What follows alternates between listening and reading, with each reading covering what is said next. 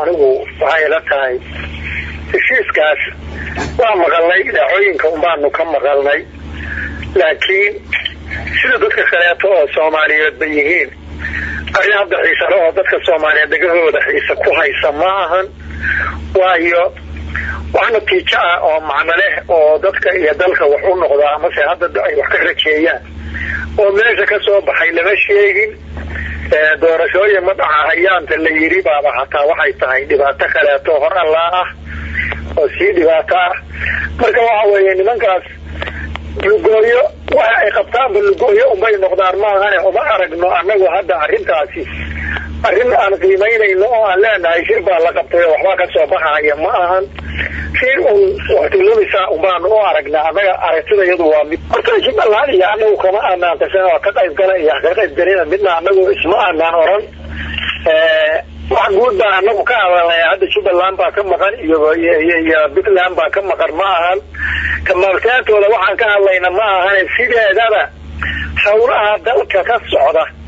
oo nimanka hadda marka kan dalka hogaamintiisa haysta ay qabtaan oo dhan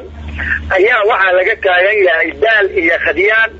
wixii ay qabtaan waxa weeye wax sii fogeynaya ama wax lugoynaya ma ahan wax dadka rajo ku dharinaya ma ay ahan waxa la ogsoontihiin oo ummadooda la ogsoon tahay dadka Soomaaliya iyo dalka Soomaaliya maanta meesha ay marayaan waqti kasta oo la soo maray intii dawlad burburkii ka dambeysay waqtigii dadka Soomaalidu ugu niyad xumaayeen oo ugu rajo xumaayeen baa maanta la joogaa markasto dadka rajo jirto waxa la lahaa waxba qabsoomi doona waxba isbedeli doona waxba soo bixi doona waxa muuqata hadda in rajadaas oo dhamaatay oo dadkiiba samir ay taagan yihiin oo qof walba wixii naftiisa alla ku baxshay inuu arka maahan waxay rajeeyaan ba aan la arag marka arrimahaas nasiib darrada oo dalka ku dhacay uma dadka isaanaguna aragtida midaas aanu qabnaa laakiin Jubbaland baa ka maqan iyo Puntland baa ka maqan ma aan arrintan ka hadlaynaa anagu waxaan joognaa dhulkii aan joognay baan joognaa Ahlusunna waxaanu nahay maamulkii Ahlusunna oo 8 sano soo maamulahayay dalka soo gaarsiiyay waqtiga kan intaas xigayay golayaasheedii saddexda ahaa baanu nahay waa dhisan yihiin waa sidoodii sharciyadoodii ay leeyihiin dhulkoodii ay joogaan aradoodii bay joogaan wax macno ah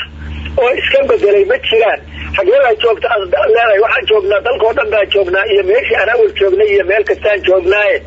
meelaan ka maqanahay ma ay jirto haddii ay tahay haddii weydiinaysaa xabad margidaysaan iyo ma dagaalamaysaan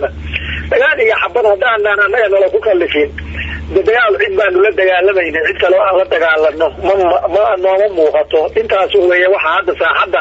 la moodaa laleeyahay cid baa xabad ridaysa anagu waana joogi doonaa haddii alla idmo wixii dalka iyo dalka masaxadiisa haddaan aragnana waa ka qayb qaadanaynaa ama sida hadda wax u socdaan berigan ka nahay waagii la gaara la arko waa dalka laga